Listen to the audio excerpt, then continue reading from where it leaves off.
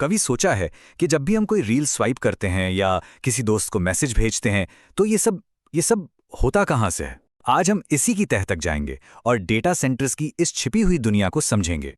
जरा सोचिए, हर second YouTube पर हजारों घंटे के वीडियोस देखे जा रहे हैं। व्हाट्सएप पर करोड़ों मीम्स और मैसेज भेजे जा रहे हैं। और जब हम अपनी पसंदीदा वेबसाइट खोलते हैं तो असल में हम दुनिया के किसी कोने में रखी एक बहुत बड़ी डिजिटल लाइब्रेरी से जानकारी निकाल रहे होते हैं। तो सवाल ये उठता है कि इतना सारा डेटा आखिर रहता कहाँ है?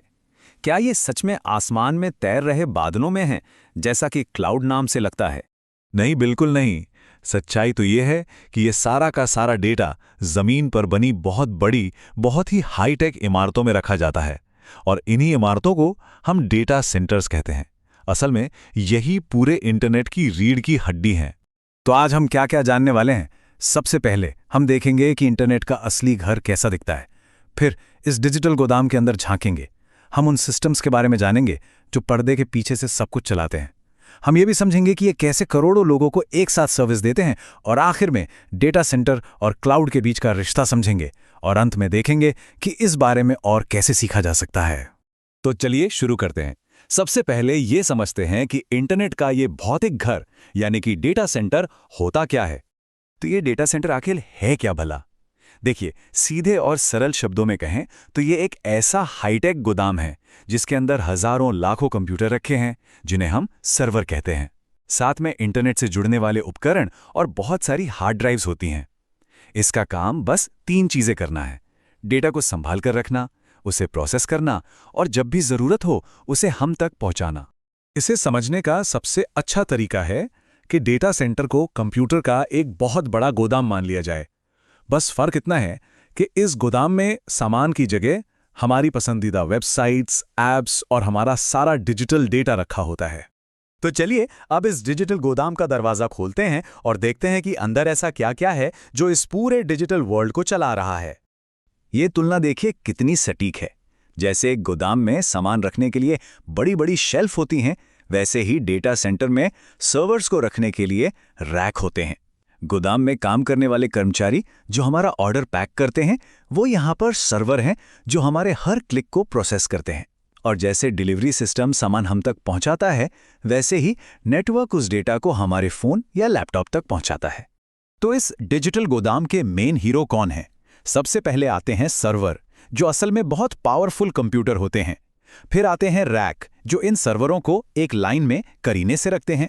इनके बाद आते हैं नेटवर्किंग उपकरण, जो इन सभी सर्वरों को आपस में और पूरी दुनिया के इंटरनेट से जोड़ते हैं। और आखिर में है विशाल स्टोरेज सिस्टम, जो हमारे सारे वीडियोस, फाइल्स और डेटा का घर हैं। लेकिन इन सर्वरों और रैक के अलावा भी बहुत कुछ है जो इन डेटा सेंटर्स को 24 घंटे 7 दिन चालू रखता है। चलिए अब मिलते हैं उन अनसंग हीरोज से जो पर्दे के पीछे रहकर असली काम करते हैं। और इन डेटा सेंटर्स का सबसे बड़ा दुश्मन कौन है? वो है गर्मी, हीट। सोचकर देखिए, जब हजारों कंप्यूटर एक बंद कमरे में एक साथ चल रहे हों तो वो कितनी ज्यादा गर्मी पैदा करते होंगे। इस गर्मी से लड़ने के लिए डेटा सेंटर्स में दुनिया के सबसे एडवांस्ड कूलिंग सिस्टम लगे होते हैं, बिल्कुल वैसे ही जैसे कार का इंजन ठंडा रखने के लिए होता है, बस ये हजारों गुना ज्यादा पावरफुल होते हैं। अगर ये सिस्टम्स ना हो तो ये करोड़ों के सर्वर कुछ ही मिनटों में जलकर खाक हो जाएंगे। दूसरी सबसे बड़ी चुनौती है बिजली। यहां पर बिजली एक सेकंड के लिए भी बंद नहीं हो सकती।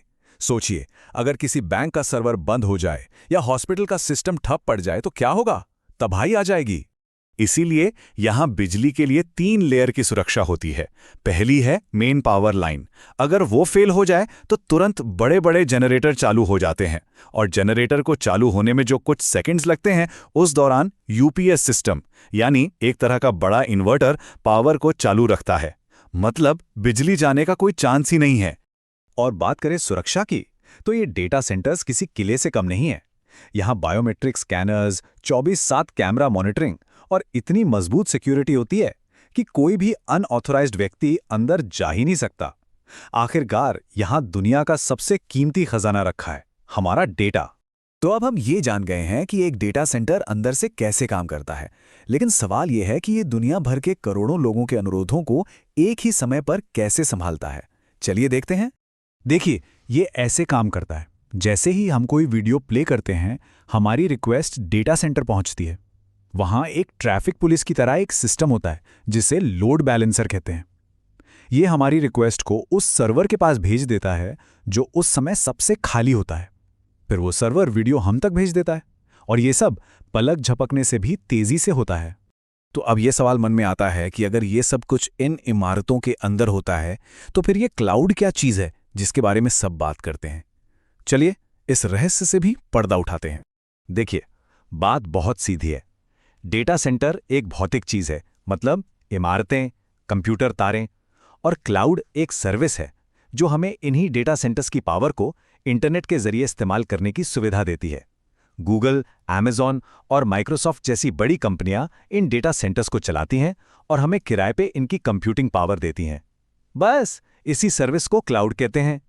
तो अब डेटा सेंटर्स की दुनिया की एक अच्छी खासी समझ मिल गई है। अगर इस टेक्नोलॉजी में और गहराई से उतरना है और क्लाउड कंप्यूटिंग को सीखना है, तो इसके लिए कुछ बेहतरीन रास्ते मौजूद हैं। देखिए, अगर कोई गूगल क्लाउड की दुनिया में पहला कदम रखना चाहता है और हर चीज़ को बिल्कुल बेसिक से समझना चाहता है, तो हमारा GCP लेवल 1 कोर्स एकदम सही शुरुआत है। इसमें गूगल क्लाउड के हर फंडामेंटल कॉन्सेप्ट को बहुत ही आसान भाषा में समझाया गया है। और जब बेसिक्स मजबूत हो जाएं, तो फिर आता है हमारा GCP लेवल 2 कोर्स। ये उन लोगों के लिए है जो अब असली दुनिया के प्रोजेक्ट्स पर काम करना चाहते हैं। इसमें हम क्लाउड रन और क्यूबरनेटीज जैसी एडवांस सर्विसेज का इस्तेमाल करके एप्लीकेशंस बनाना और उन्हें डिप्लॉय करना सिखाते हैं। ये कोर्स किसी भी बिगिनर को एक प्रोफेशनल बना सकता है। दोनों कोर्सेज के लिंक नीचे डिस्क्रिप्शन में दिए गए हैं।